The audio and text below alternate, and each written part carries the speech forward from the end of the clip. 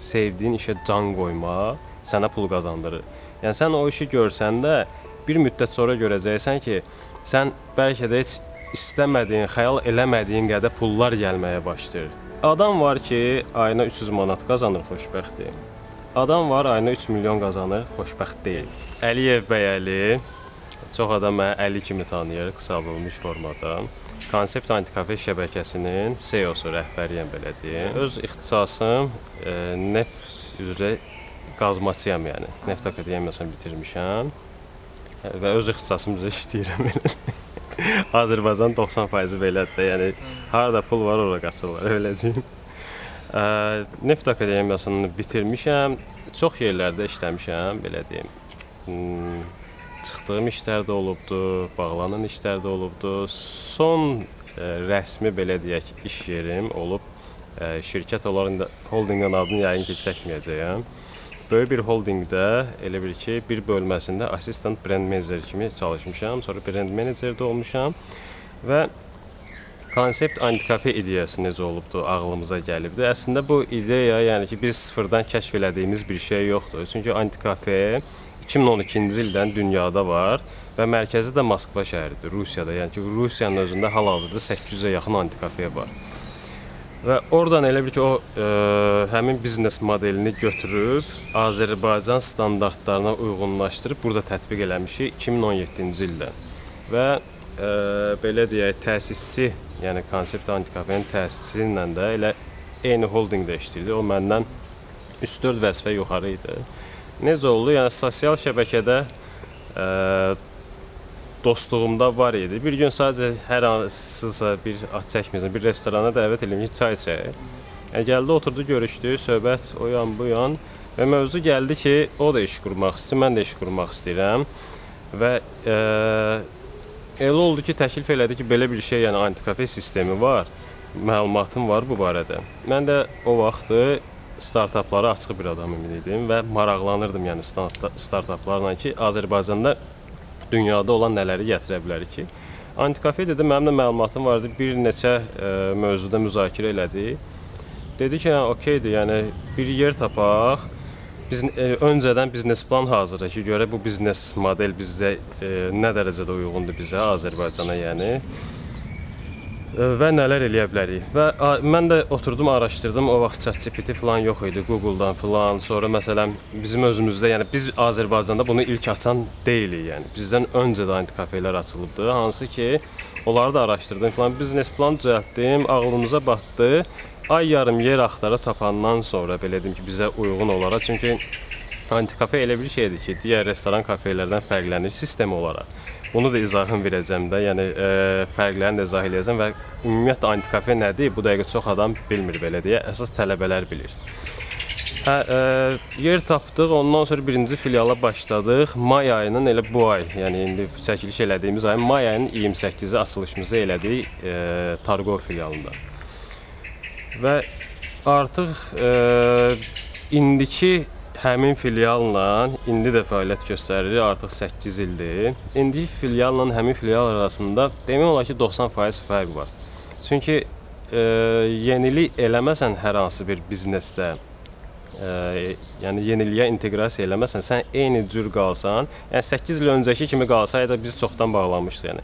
Və o qədər yenilik elədi ki, indiki filialla həmin filial arasında yerlə göy qədər, yəni istir xidmət sahəsi olsun, istir dizayn olsun filan, hər bir şeyində fərq var. Birinci filialı açdıq orada. Yəni açıq nə deyim, 3 ay ziyana getdi yəni. Yay aylardı. Çünki biz onu nəzərə almamışdıq ki, məsələn, Antikafelerin müştərilərinin 90%-i tələbələrdir. Və yay aylarında da tələbələr yoxa çıxır, yəni universitetlər bağlanır deyə. 3 ay ziyana getdi, amma ki sentyabr ayından gördük ki, artıq inkişaf var. Və bir neçə ay sonra həmin filial artıq belə deyim, necə özünü doğruldandan sonra 2018-ci ildə ikinci filialımızı açdıq, 28 may tərəfdə, metros tərəfdə. Amma və Azərbaycanda bəlkə də bir 50-60% bizneslərin məhv olmasına səbəb olan pandemiya gəldi. Pandemiyadan sonra artıq hardasa 5 ay sonra İçərişəhər filialını açdıq. Ondan sonra 2021-ci il idi səhv eləmirəmsə, ya 22-ci ildir. 3-cü, 4-cü filialı bir ay fərqlə açdıq. Ondan sonra artıq yəni ki, hal-hazırda 7 filialımız var. Və yenə də artıq yəni ehtiyac duyulan nöqtələr var Bakı şəhərindəki. İstəyirik həmin nöqtələrdə antikafeni açaq. Və antikafe ümumi nədir? Bu barədə danışım. Antikafe ümumilikdə vaxta görə, zamana görə ödəniş edirsən. Çaydır, kofedir, şirniyyatlardır, meyvələrdir, çərəzlərdir, stol-stol oyunlardır. Yəni əyləncəli bir məkandır belə deyək. Yalnız vaxta görə ödəniş edirsən. Yerdə qalan bütün bu hər bir şey pulsuzdur. Və antikafe sözünün də mənası hardan gəlir? Antikafe, yəni kafenin əksi. Rusiyada bu adı nəyə görə qoyublar? Çünki hər hansı bir kafeyə, restorana gedəndə öz yeməyinlə səni heç bir restorana buraxmayacaqlar ki, yəni gəl məndən al. Niyə yəni ki, sən gətirməsən, mən burada qazanmıram. Amma antikafe elədir ki, vaxta görə pul ödəyirsən. Həm antikafenin daxilində olan xidmətlərdən yararlana bilərsən, həm də çöldən özündən yemək gətirə bilərsən. Bura bizim deməli ən böyük filialımızdır və dünyanın ən böyük antikafesidir. 680 kvadrat içəridir, 4 sota yaxın da həyəti var. Hansı ki, 2 filialımızdan biridir ki, hansı ki, həyəti var.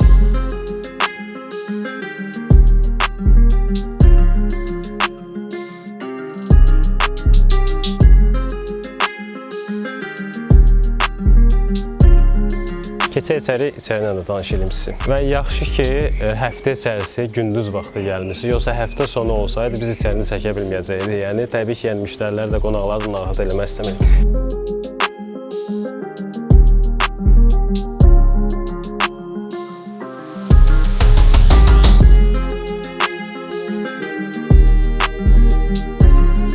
İş görmək istəyən və ya dərs çalışmaq istəyənlər üçün belə bir otaq da var ki, yəni adam gəlib yemək falan gətirib saatına 2 manat ödəməklə yüksək sürətli Wi-Fi-dən istifadə edib, notebookunu gətirə bilər, işini də görə bilər burada.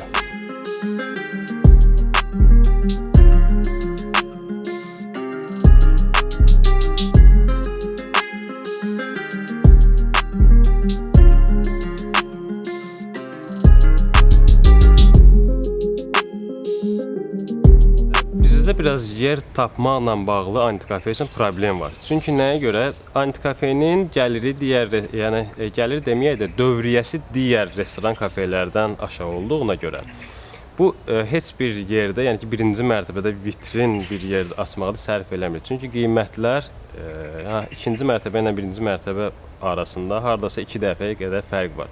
Və antikafelerin də, dünyada açılan antikafelerin də 95%-i 2 və yaxud 3-cü mərtəbədədir. Və Azərbaycanda da bu cəhətdən problem var ki, sən hər hansı bir bina içərisində ikinci mərtəbəsində kafe çox nadir hallarda görə bilərsən də. Yəni, bu barədə biraz çətinlik yaşadıq ki, onu tapana qədər dediyim kimi ay yarım vaxt keçdi ki, hansı ki biz bizə uyğun olan məkan tapdıq.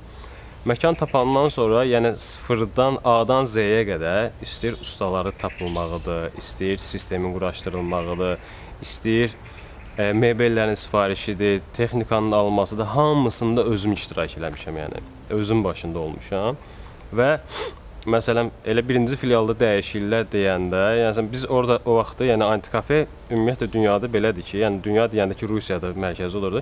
Rusiyada antikafedə demək olar ki, otağı yoxdur. Ümumi, yəni ki, bir zaldır. Bütün xidmətlər, istəyir PlayStation olsun, istəyir stol-stol oyunları olsun, hər bir şey, yəni ki, bir dənə zalın içərisindədir. Amma bizdə biraz mentalitet mi deyim və yaxud uyğunluğun olmamağımı deyim. Çünki bizdə insanlar sosiallaşmağa çox da açıq deyirlər. Məsələn, yaxında Gürcüstanda oldum. Yəni get küçədə kimlə salam ver. Yəni yarım saatdan sonra oturub ondan çay da içə bilərsən, söhbət də eləyə bilərsən, belə deyim. Amma Azərbaycanda yəni ki, bu biraz çətindir. Yəni biz özümüz gələn müştəri deməyim, mən qonaq deməyə xoşlayıram. Çünki düzdür, müştəri olsa bizə gələn qonaqların istəyir 2 nəfər olsun, istəyir 15 nəfər olsun, istəyir 25 nəfər olsun, otaq istəyirlər. Yəni sosiallaşmağa açıq deyirlər, yəni biz özümüz olur və bu ona uyğun olaraq da biz onda çətinlik, yəni əslində düzgün addım atmışıq ki, biz Rusiyadakı kimi antikafe fikirləşsəydik ki, ümumi bir zal götürək orada olsun, bu bizdə çox güman ki, işləməyəcəkdir. Biz otaqları götürüb və fərqli tematikada otaqlar elədik. Kitab oxumaq zalı var idi bizdə, Konfrans keçmə zalı var idi. PlayStation 3 karaoke, o vaxt məşhur elə PlayStation 3 idi biz onu açanda. PlayStation 4 karaoke də vardı. Otaqları həmin o uyğunlaşdırdıq bu tematikalara. Lakin gördük ki 2 ay, 3 aydan sonra bizdə kitab oxumağa heç kim kafeyə getmir yəni. Ona görə həmin otağın tematikasını dəyişib PlayStation 4 karaoke elədi. Sonra da konfrans zalı var idi bizdə. Onu da dəyişdi. Məsələn, sinema otağı elədi ki, film izləyə bilsinlər. Və belə reklamları, yəni ki, biz yaxşı elədik o vaxtı. Sağ olsun Mark Zuckerberg, o vaxt bir boşluq var idi sistemdə. Hansı ki $1 $100 reklam qoya bilirdin. O dostlarımız vardı, SMM işi ilə məşğul idilər. Onlar çox kömək oldular. Həm o, həm sonra orada biz xeyriyyə tədbirləri keçirdik tanınmağı üçün. Açılış partisi elədik orada. Məsələn, məşhurlardan dostlarımız çoxdur. Yəni istəyir kino sahəsində olsun, istəyir aparıcılıq sahəsində olsun. Şəkillərini sizə göstərəm, lazım olsa kadr kimi verə bilərsiniz. Onlar gəldilər, bizə dəstək oldular, sağ olsunlar. Və əsas da biz tanındıq tələbələrə endirim kampaniyası ilə. Biz tələbələri indinin özünə kimi ümumi zalda standart paket deyə bir paket var bizdəki. Hansı ki, ona tələbələr gəlsə, tələbə biletini göstərsə 20% endirim əldə edirlər. İstəyir sonra marketinq sahəsi, biz mafiya oyunları təşkil elədik orada marketoloqlar arasında. Yəni tematik mafiyalar elədik də. HR-lar bir, sonra mühasiblər bir, sonra elə aktyor, aktrisalar bir. Tematik elədik və onlar da hər dəfə düzdür, o vaxt indiki kimi məşhur deyildi, yəni sosial şəbəkələr, yəni orada story, yəni hekayə yox idi də belə deyim. Amma ki, onlar sağ olsunlar paylaşmaqla, yəni storylər, üzr istəyirəm, postlar falan paylaşmaqla bizə kömək oldular, dəstək oldular ki, bugünkü gündə bizim 7 filialımız var və hələ də açılmağa davam edirik. Və filiallarda, yəni çətinliklər hər işdə olur, o sözsüz, amma ki, çətinliklərin o dozasını azalda bilərsən necə? Öncədən hazırlığınla. Yəni sən öz görəcəyin işə başlayacağın işin what if-lər var. What if Azərbaycanda belə olsa necə olar? Elə olsa necə olar? Yəni həmin o minuslara, mənfilərə hazırlıqlı nə qədər çox olsan, o qədər yəni ki, sənin işin, yəni çətinliyin yüngül olacaq belə deyək. Biz də o çətinliyə hazır idik deyə və belə deyim, bizim müsbət, yəni bizim plusumuz onda oldu ki, biz yəni ki sıfırdan qurmadıq da bu biznesi. Hazır biznes modelini Azərbaycana inteqrasiya edib bunun üstündə update-lər, yəni yenilənmələr eləməklə yəni bazara girdik.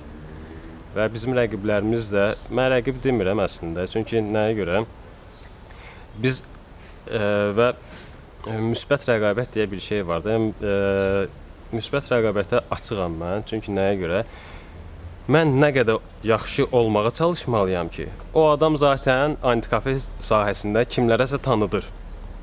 Antikafe varsa, bizim rəqib varsa, belə deyək, o da reklam eləməyini antikafeni insanlara çatdırır. Çünki dediyim kimi, yəni bu 10 il yoxdur heç belə deyim də biznes Azərbaycanda. Səhv eləmirəmsə 10 ili bu il tamam olur ki, hansı ki birinci antikafe 2015-ci ildə açılıbdır.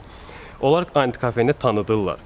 Mən yaxşı olmaqla o tanıyan müştəri də onun müştərisi olsa da bir gün nə vaxtsa mənə gələcək, məndə bu müsbətləri görəcəksə artıq mənim müştərim olacaq bu. Bu da sağlam rəqabətdir. Yəni antikafe sahəsində sağlam rəqabət. Çalışmalısan ki, daim rəqiblərdən yaxşı olasan. Yəni digərlərini aşağılamaqla, hansı ki bizə məsələn mənfi rəylər də fake belə deyim də, fake rəylər yazdıranlar da olub rəqiblərdən falan. Öz işlərdə özlərim. Mən həmişə çalışmışam ki, özüm, yəni konsept antikafe olaraq yaxşı olum ki, onsuz da müştəri yəni ki, yaxşını pisdən və yaxud da ki, lap yaxşını yaxşıdan seçə bilir belə deyim. Və bizim müştərimiz olublar. Yəni çox eşitmişik, çox görmüşük ki, falan yerə getmişdik, falan şeydi, falan getdi, belə söz vermişlər, reklamda belə demişdilər, belə oldu. Və reklam demişkən mən heç vaxt reklamda o billboardlarda falan var, böyük məsələn 50% endirim, aşağıda da balaca hərflərlə yazılır ki, orada yalnız 500 manatdan yuxarı olan məhsullara məsələn. Belə bir şey, elə bir şey yoxdur. Yəni məndə nə varsa, bizim bir reklamlarımıza hamısına ki, tam dəqiqliklə hər bir şey deyilir orada. Yəni mənə lazım deyil ki, müştəri sabah birisi gün gəlsin, desin ki, siz reklamda bunu natamam demişsiniz və yaxud yalan demişsiniz. qoy elə əvvəlcədən yəni ki, bilsin bunu. Gəlməyəcəksə gəlməsin, gələcəksə də nə varsa odur. Yəni tam razılaşıb, o şərtlərlə razılaşıb gəlmək mənim daha önəmlidir ki, sən bir dəfə gəlib mən ondan 5 manat qazanacam, sonra gedib 5 nəfər adamın yanında deyəcək ki, mənə getdim ora aldatdılar məni. Bu mərtəbə isə premium mərtəbə adlanır və digər filiallarımızın da fərqi çoxdur. Nəinki digər filial, ümumiyyətlə digər antikafelərdən də fərqlidir. Çünki burada limitsiz çay, kofe, kola, şirniyyatdan əlavə limitsiz sendviç, tostlar da verir. Yəni yemək də verir belə deyim və şirniyyat növü daha çoxdur. Burada professional lanqırt dillərdə türklər stolsu futbol var və oyun növləri aşağı mərtəbələrdən daha çoxdur burada. Və dizayn olaraq da bura fərqlənir digər mərtəbələrdən. Mətbəxdə yenə də özünə xidmətdir. Şirniyyatlar da bayaq dediyim kimi gündəlik olaraq təzələnir. Şirniyyatlardan istədiyindən istifadə edə bilər. 15 növdən çoxdur. Yəni biz qoymuruq ki 15 növdən aşağı düşsün. Çərəzlər də burada və meyvələrdən filan və professional kofedən də istifadə edə bilər. Yəni keyfiyyətli variantını özümüz hazırlatdırırıq, bir-bir bəyənirik. Sonra burada kekslər var. Ağızlarını da bağlı saxlayır, bir açmaq çətin olur çünki qurumasın deyə, təzə qalsın deyə. Mən özüm də yəni belə deyim ki, investora biznes planı təklif eləmişəm. O dediyiniz adamlardan mən də o vaxt olmuşam. Ona görə məsləhətimi ona verə bilərəm ki, və həmin o şəxslər, siz dediyiniz şəxslər var ki, həqiqətən də əllərində gözəl ideyalar olan, mənə yaxınlaşanlar da olub, mən yönləndirdiyim də olubdu, özüm əl atdığım bizneslər də olubdu, belə deyim, köməklik göstərmək üçün. Ona görə həqiqətən də tutarlı bir biznes planları varsa, Azərbaycanda imkanlar var bundan.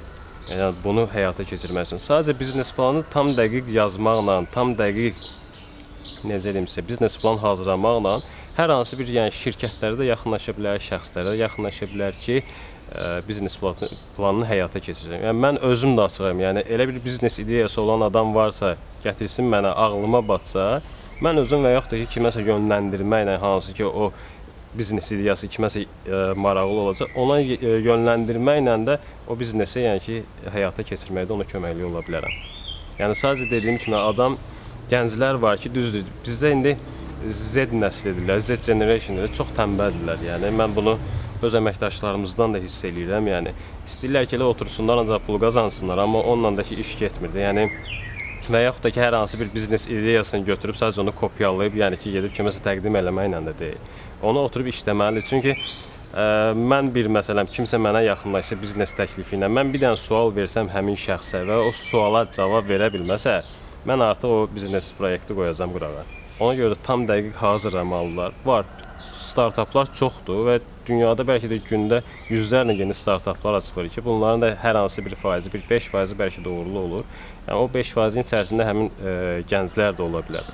Amma dediyim kimi, yəni biznes planı hazırlasınlar və lazım olan şirkətlər, dediyim kimi şirkətlər var, şəxslər var və yaxud da ki, bizdə səhv eləmirəmsə bir neçə platforma da var ki, startaplar və yaxud biznes ideyaları təqdim edirsən, onlar investisiya edirlər və öz faizlərini götürürlər orada. Biznes sahəsində uğur qazananlar insanların hamısının ortaq bir neçə cümləsi var. İndi düzdür, tam olaraq 4 dənə səviyyə idi. Orada mən o səviyyələri tam saya bilməyəcəm. Birinci səviyyə o idi ki, nə olur olsun, birinci sənin pulun yoxdursa, birinci özün işə başlamalısan. Yəni özün bir əziyyət çəkib maaş qazanmalısan ki, onun əziyyətini görəsən sən. İkinci səviyyə o idi ki, maaş qazana-qazana maaşını artırmalısan. Üçüncü səviyyə o idi ki, səhv eləmirəmsə, indi dəqiq bilmirəm, yəni izləyənlər səhv eləyirəmsə bağışlasın, həmin ümumi olan mövzunu deyirəm. Üçüncü səviyyə o idi ki, maaşını artırdıqdan sonra o artıq qalan maaşı hər hansı bir kənara yığırsan. Dördüncü səviyyə o idi ki, o yığdığın maaşla özünə bir iş qurursan. Sonra yəni o işi böyüdürsən. İşi böyüdəndən sonra artıq maaşlı işləməyə sənə ehtiyac qalmır. Yəni sən heç kim yəni ki belə deyim də çörək yəni ki göydən düşmür. Yəni çörəyi daşdan çıxırdı belə deyim. Sən bir əziyyətin altında mən elə bir adam görməmişəm ki, sıfırdan yəni düzdür, bəziləri olur, yəni ata hesabına falan bunları qoyuruq bir qırağa, qohum hesabına hər hansı bir vəzifə. Sıfırdan elə bir adam görməmişəm ki, maaşlı işləmədən nəsə bir biznes qurubdu. Yəni belə deyim də mən özüm konseptdə sıfırdan olmuşam. Mən müştəridə qarşılamışam konseptdə. Üzr istəyirəm, VC-də təmizləmişəm, pol da silmişəm, şirniyyat da yığmışam ora, müştəri yola da salmışam, hesabat da düzəltmişəm günün sonunda. Yəni təmizliyinə kimi şüşə də silmişəm. Yəni bunu mən bildiyimə görə bugünkü gündə 7 dənə konsept var və inkişaf eləməyə də doğrudur. Yəni bugünkü gündə heç bir əməkdaş məndən çox bilmir bu işi. Çünki mən özüm bu işin üstündəyəm. Amma hər hansı bir mənim yerimə, mən olmayım da, bugünkü gün çıxım köçüm məsələn xaricə filan, mənim yerimə kimi qoysalar bu işdə təcrübəsi olmayan, o adam o işi görə bilməyəcək. Ona görə də ki, şərtdir ki, yəni sən gərək yəni gənclərə səslənirəm belə deyim burada. Yəni ki, işləməkdən qorxmayın yəni. Olar maaş az olsun, təcrübə qazanırsan. Ola bilər maaş normal olsun, işi bəyənmirsən, okeydir. Daim nələrsə eləməklə özünü update eləmək, yəni inkişaf elətdirmək lazımdır. İngilis dilini öyrənin, kompüter bacarıqlarınızı artırın. Yəni bu kompüter bacarığı deyəndə formatlamaq falan yoxdur, yəni dizayn falan yoxdur, yəni. Hər hansı bir biliyiniz olsun, sabah bir hər hansı bir yerə getsəniz, yəni ən azı ingilis dili mən belə bilirəm ki, necə ki 15 il, 20 il bundan qabaq rus dili tələb edirdilərsə, yəni qabağa getmək üçün ingilis dili şərtdir. Yəni sən ingilis dili təkcə kimlənsə danışmağa görə yox, o dediyim kimi xaricdəki startapları öyrənməyə görə, xariclə kontakt qurmağa görə, oxumağa, yəni ki, nələrsə öyrənmək üçün sənə lazım olacaq. Çünki adicə bu elə çəkdiyiniz kameraların üstündə də hamısında ingilis dilində yazılıbdır, yəni. Yəni bunu ən azından sən bilməlisən ki, onun istifadə qaydasını biləsən də. Yəni ona görə o şərtdir ki, yəni özünüzü inkişaf elətdirmək, maaşlı işdən dediyim kimi qorxmayın, yəni. Amma ki, dediyim kimi mən ömrüm boyu, yəni ki, maaşlı işdə işləyəcəm və milyon qazanacam, bunu da eləyin, yaddan çıxardım. Çünki nəyə görə dediyim kimi, o qazandığın pulla da nəsə bir investisiya eləyib özünə iş qurmalısan, yəni mütləqdir. Düzdür, biraz Azərbaycan şərtlərində bu çətin olsa da, yenə mümkünsüz deyil, yəni mümkündür. Pul yaxşı şeydir, amma həmişə ikinci dərəcəli bir şey olurdu mənim üçün. Çünki nəyə görə? Mən ancaq pula fokuslansam, iş görmək yaddan çıxacaq və pul gəlməyəcək. Amma əsas pul nəyə verir, deyim dəstədə bu həyatda? Sevdiyin işi işləmək, sevdiyin işə can qoymaq sənə pul qazandırır. Yəni sən o işi görsəndə bir müddət sonra görəcəksən ki, sən bəlkə də heç istəmədiyin, xəyal eləmədiyin qədər pullar gəlməyə başlayır. Bildiniz nə demək istəyirəm? Yəni ona görə də yəni pul yaxşı şeydir və puldan düzgün istifadə eləmək lazımdır mütləq şəkildə. Yəni pulu dövrəyə buraxmaq lazımdır, pulu çoxaltmaq lazımdır. Yəni mən pulu qazanıram, aparım qoyum evə, o yəni ki sənə pul qazandırmayacaq. Və yaxud da aparım banka qoyum ki 13% gələcək, yox. 13% o da maksimumdur, desə 13% yoxdur deyəsə maksimum 12%. Ona görə də yəni pulu birinci yəni pul gözəldir, amma ki pulu qazanmaq ondan da gözəldir, yəni. Qazanmaq üçün də dediyim kimi yəni 2.50 çırmalayıb öz işi görməlisən. Bayaq maaşlı işləyirdim, yəni maaşlı işi qoyaq bir qırağa. Artıq hansı ki o mərhələdəsən ki biznes qurursan, o biznesə sən can yandırmalısan ki, o biznesə 2.50 qolvu çırmalayıb işə girməlisən ki, o pulu qazanasan. Yoxsa mən məsələn kafe açdım, 2 işçi qoydum oraya, da işləsinlər, mən pulumu qazandım, o söhbət yoxdur, yəni. Daim məsələn elə sizdən sonra, bu çəkilişdən sonra mən hardasa 10 gündür bir trening üzərində çalışıram ki, hansı ki o treningi ChatGPT olsun, digər platformalar var ki, hansı ki onlardan götürüb cəmləşdirib bu günləri saat yarım 2 saatlıq trening keçəcəm işçilərimə. Eləməyə bilərdim, bəli. Amma eləməmək məndə heç nə dəyişmir, ancaq eləsəm işçilərin motivasiyası artacaq, işə qarşı ciddiliyi artacaq, işə qarşı daha professional yanaşacaqlar və bu da nə olacaq? Avtomatik olaraq müştərilərlə yaxşı davranacaqlar, müştərilər daha çox əyləşəcək burada, daha çox pul xərcləyəcəklər, daha çox pul qazanacaq belə deyim. Ona görə yenə bugünkü gündə yəni baxanlar fikirləşməsin ki, hə, 7 dən filialı var, əladır, bu gedib özü evdə yatsa da pul qazanır. Yox, əksinə. Məsələn, burada əməkdaşlar bizdə işləyirlər 6-7 saat bir əməkdaşda. Mən 24 saat işləyirəm. Yatanda da o günləri, indi bunu istəsəz verə də bilərsiniz, verməyə də bilərsiniz. İçkili bir məclisdən gəlmişəm evə, yatmaq istəyirəm. Yoldaşım səhər deyir ki, dünənləri bilirsən nə deyirdi mənə? Deyirəm, nə? Deyir, qayıdıb mənə deyirsən ki, C1 ilə C2-yə sən, C1, C2 nədir? C1 bizdə filialları konsept 1, konsept 2 nömrələməkdir. Qayıdıb demişəm yoldaşım, C1 ilə C2-yə sən get, C3-ə mən gedəcəm bu günləri. Yəni şuuraltı olaraq da mən, yəni ki, işin içindəyəm artıq. Baxmayaraq ki, yəni halsız yıxılmışam belə deyim, yatıram da belə deyim. Ona görə yəni 24 saat yəni fikirləşmək lazımdır. Məsələn, məndə burada elə olub ki, ideyalar yatan vaxtı gəlibdir. Məsələn, indi tanış eləyəcəm sizdən və yaxud qiymətlərlə bunu göstərə də bilərsiniz, deməyə də bilərsiniz. Orada bizdə ekonom paket var ki, hansı ki mən bunu yuxuda fikirləşmişəm. Ekonom paket nədir? Fikirləşdim ki, biz onsuz da hər hansı bir ümumi zalda və yaxud həyətdə indi musiqinin səsi, işıq, kondisioner yayda olacaq. Onsuz da zaten bu işləyir. Bunun xərci var yəni. Müştəri gəlsə də, gəlməsə də buranın bir müəyyən bir xərci var. Biz necə eləyək ki, bunu dolduraq? Yəni heç bir şey xərcləmədən pul qazana bilərik. 2 manatda ekonom paket fikirləşmişəm gecə yuxuda. Ki, müştəri gəlir bura saatına 2 manat verir, mətbəxdən istifadə etmir, yalnız stol-stol oyunlardan oynaya bilər və çöldən yemək gətirə bilər. Bunu mən yuxuda fikirləşdim. Həqiqətən də müştəri də gəlir, yəni bizə belə deyim ki, istir ora boş qalsın, istir gəlir müştəri otursun, bizə heç bir ziyanı yoxdur. Yalnız oyunları oynayır. Oyunlar da ki, elə bir şeydir ki, tez xarab olunan bir şey deyil. Yəni istifadə olunmur, amma ki, həmin yerdən pul gəlir. Bunu mən gecə fikirləşmişəm, yəni yuxuda. Və onu da tətbiq eləmişəm. Ona görə də dediyim kimi, yəni bu iş də elədir ki, yəni gərək o mərhələ, bayaq dediyim kimi, o mərhələ var ki, hansı ki, öz biznesinə girsən, 24 saat onu fikirləşəsən yəni. Heç kim fikirləşməsin ki, yəni, mən pul buraxdım, məsələn, ətir dükanı açdım, ətirləri yığdım oraya, işçi qoydum oraya, reklamı verdim Instagramda, vəssalam, mənim işim getdi, mən pul qazanacam, belə bir şey yoxdur. Gecə gündüz gərək fikirləşər ki, nələr eləyə bilərəm, satışı necə artıra bilərəm, müştəri daha necə məmnun qala bilər, müştəriyə daha nə təklif eləyə bilərəm. Məsələn, bizim bugünkü gündə konseptin ümumi məqsədi odur ki, müştəri bura içəri girəndə özünü öz evindəki kimi rahat hiss eləsin. Maksimum buna şərait yaradırıq. Məsələn, belə deyək də, müştəri bax, elə fikirləşirik, müştəri buradan içəri girdi. Müştəriyə nə lazımdır, yəni burada daha çox qalmaq üçün? Çayı, kofesi, şirniyyatı, 3-cü mərtəbə, premium mərtəbədə yeməyi var, oyunları var, PlayStation-ı var, karaoke-si var, bilyardı var, stolsu tenisi var, sonra nələr var burada? Sineması var. Yəni bir insanın bundan başqa VC də var da, yəni bir insanın girib buradan çıxmamaq üçün bütün hər bir şəraiti var. Əyləncə sahəsi olsun, dincəlmə şəraiti olsun, hər bir şey var. Yəni bizim məqsədimiz də odur ki, müştəri bura girdi, yəni çıxmasın. Biz o sərf edirik, açıq danışanda biz vaxtdan qazanırıq. Biz yəni ki, o şirniyyatlardan filan qazanmırıq. Yəni şirniyyat nə qədər istəyir yesin müştəri, onda limit yoxdur. Yəni bizim qazancımız vaxtdır və biz də çalışırıq ki, müştəri burada səmərəli vaxtın daha çox keçirsin.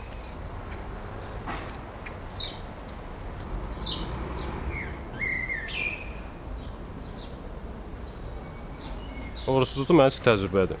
O qədər uğursuzluğum olub mənim ki. Yəni, o qədər biznes qurmaq istəmişəm, batırmışam. O qədər biz hazır bizneslərə, belə deyim ki, işçi kimi belə deyim və yaxud da ortaq kimi girmişəm, batıb bir iş. Yəni, onları heç bir, yəni onları necə demişsə, uğursuzluq kimi baxsaydım onlara, mən bugünkü gündə, yəni ki, biznes sahəsində, yəni bu sahədə CEO olmazdım, yəni uğur qazanmazdım. Ona görə hər hansı bir istir, bugünkü gündə də, məsələn, hər hansı bir filialın bir bölməsinə yatırım eləmi deyil, oradan pul qazanmadı, ona uğursuzluq kimi baxmıram mən. Çünki nəyə ən azı təcrübə qazandı və növbəti açılan filialda belə deyək və yaxud növbəti görəcəyim işlərdə o işləri görməyəcəm yəni. O bir dənə belə bir şey olur da, səhv eləmirəmsə, yaxın zamanlarda olan bir şeydir. Hər hansısa bir şirkətin mühasibi səhv eləyir, 2 milyon yarım, yəni nəsə rəqəmdə səhv eləyir orada və yaxud işləmdə səhv eləyir. Şirkət 2 milyon yarım itirir o şəxsə görə. Özü də bəlkə də eşitmiş olarsınız. Özü gedir ərizəsini yazır ki, mən işdən çıxıram. Aparıb müdirə təqdim eləyəndə ərizəni, müdir qayıdırdı ki, sənin başın xarabdır, mən sənə 2 milyon yarım yatırım eləmişəm, hara çıxırsan işdən. Bildiniz necə? Yəni yenə gətirəcəyi adam da o səhvi eləyə bilərdi onun kimi də. Amma bu adam ömrü boyu, ömrünün axırına kimi o səhvi bir daha eləməyəcək. Və mən də elə uğursuzluqlara elə baxıram ki, yəni bu bir təcrübədir ki, hansı ki oldu və mən o səhvləri növbəti dəfə, növbəti işlərimdə ömrümün sonuna kimi eləməyəcəm. Planlarımız odur ki, Bakıda artıq 7 filial var, maksimum 2-3 filiala da ehtiyacı var. Ondan sonra regionlara keçmək istəyirik. Regionlardan sonra da ölkə olaraq biz araşdırdıq ki, məsələn biz istəyərdik Türkiyə və Gürcüstanda olsun, yəni yaxın qonşular da belə deyək də. Amma ki baxdıq ki, oradakı qiymətlərlə istəyir arenda qiymətləri olsun, istəyir yeyəcək, içəcəklər, bu bizə sərf eləməyəcək. Yəni çünki Antikafe aşağı büdcəli bir yerdir belə deyək. İşlər müştəri tərəfindən sən müştəridən belə deyim az qazanırsansa, az da xərcləməlisən ki, xeyir qazanasan. Yəni sən buradakı məsələn arenda 1000 manat olan bir yer eyni şəraiti olan bir yer Türkiyədə 2500 manatdır bu dəqiq qiyməti.